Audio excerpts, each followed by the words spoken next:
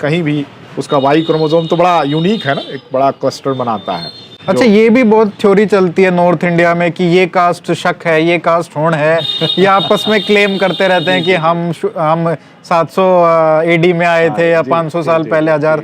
तो इसका कोई हम रिलेशन कुछ है या बता ही नहीं सकते? अभी सारे लोग को जो स्थिति है वो यही है कि अगर कोई भी पॉपुलेशन ऐसी नहीं है, मतलब अगर रोर और जाट इन लोगों को छोड़ दिया जाए, इनके पास लगभग 50% के आसपास एंसेस्ट्री है जो उनको वेस्ट के साथ कनेक्ट करती है।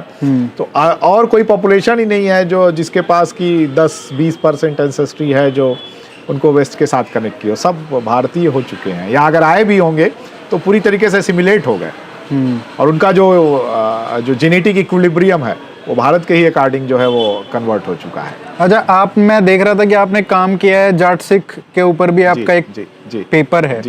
तो जाट सिख, जाट मतलब जो हिंदू और पाकिस्तान में जो चले गए मुस्लिम, उनमें ज्यादा वेरिएशन है या कम है, क्या मतलब? आपस में देखिए वो लगभग बहुत माइनर 10-5% का वेरिएशन इनके बीच में दिखेगा, अदरवाइज आपस में ये एक ही क्लस्टर बनाते हैं। अच्छा। इसका मतलब ये कॉमन पॉपुलेशन थी जो शायद मुस्लिम इन्वेजन के समय जो है कुछ लोग कन्वर्ट हो गए होंगे, कुछ लोग नहीं हुए होंगे। अदरवाइज इन लोगों की आपस में एक कॉमन बॉन्डिंग है, वो बहुत स्ट्रांग है। वो एक ही पॉपुलेशन से डिफरेंशिएशन ही दिखा रही है, न कि कई सारे पॉपुलेशन जो है उठे और उन्होंने क्लेम कर दिया कि हम फलाना है और हम इस ग्रुप के हैं। अच्छा। तो कहीं ये भारत में कहीं नहीं दिखता है।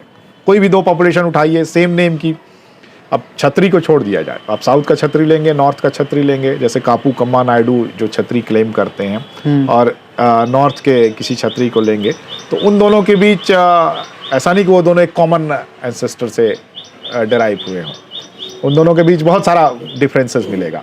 लेकिन ब्राह्मण्स को अगर आप उठाएंगे, नॉर्थ का ब्राह्मण, साउथ का ब्राह्मण, कश्मीर का ब्राह्मण, सारे के सारे आपको एक ही जगह जाकर के यूनाइट होने लगेंगे। अच्छा। मतलब ब्राह्मण्स और नॉन ब्राह्मण्स का एक बड़ा क्लियर आपको डिफरेंशिएशन मिलेगा। अच्छा। जी जी जी। खैर वो तो एक थ्योरी है ही कि जैसे साउथ में भी ब्राह्मणों को बुलाया गया था, जब वैदिक धर्म इतना, बनारस से भी 1000-1200 साल पहले माइग्रेशन हुआ है, ये तो इवन डॉक्यूमेंटेड है और ये दिखता भी है। हाँ, ये तो मतलब एक एक्सेप्टेड थ्योरी है, रिलीजियस थ्योरी भी है कि जैसे जैसे वैदिक धर्म बढ़ा तो ब्राह्मणों को बुलाया गया, पूरे देश के लोगों ने बुलाया कि हमारे यहाँ के धर्म स्थापित किया जाए, तो वो एक थ्योरी है। बट मतलब ये भी आपने सही बताया कि जो क्षत्रिय हैं वो अलग अलग हैं, बल्कि हम ये देख सकते हैं कि मान लीजिए कोई राजस्थान का जो कास्ट्स हैं उनका आपस में एफिनिटी ज़्यादा मिलेगा rather than the same caste in other parts. Right. जैसे वही जो हम पता है ना, ये जियोग्राफी जो हमारा बहुत बड़ा रोल प्ले करता है, और जियोग्राफी और कास्ट स्ट्रक्चर, ये दो बहुत बड़े फैक्टर्स हैं जिसने इंडिया के करंट जीन पूल को स्टैब्लिश किया है। लैंग्वेज का तो कोई नाम ही नहीं है, लैंग्वेज का कोई अस्तित्व नहीं है। ऑस्ट्रेशियाटिक को छोड़ दिया जाए, वो छोटी ट्राइब्स थी, 4000-5000 साल पहले साउथ ईस्ट एशिया से आए, लोकल वीमेन के साथ मैरिजेस किए, तो वहाँ आपको माइटोकॉन्ड्रियल डीएनए पूरा का पूरा भारतीय मिलेगा, वाई क्रोमोसोम लगभग 70% साउथ ईस्ट एशियन मिलेगा। तो ये भी है, और उनको मूल निवासी बोला जाता है। तो मूल निवासी का मतलब भाई वो आदमी जिसके पास सबसे पुराना वाला जो अफ्रीका से लोग आए वो वाला डीएनए हो। तो आपके पास भी है, हमारे पास भी है, एक ट्राइब के पास भी है, और माननीय राहुल गांधी